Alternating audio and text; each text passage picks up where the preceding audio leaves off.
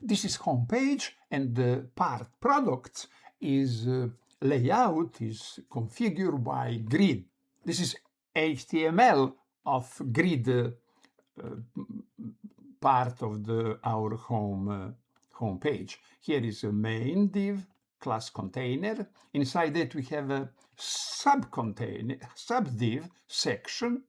We have only one section, but we can more section, and every section can have different number of columns, etc.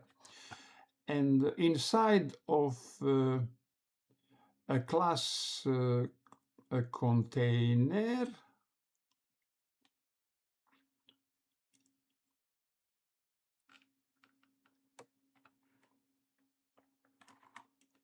HTML of grid part. This is a main div, class container. Inside that H2 class section title products, and here is a section div.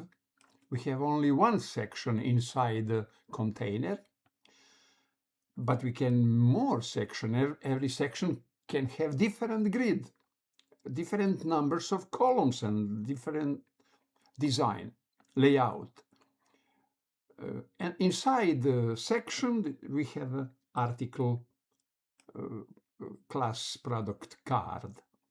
And we have more articles to see effect of the grid. It is HTML. Here is a style CSS where we have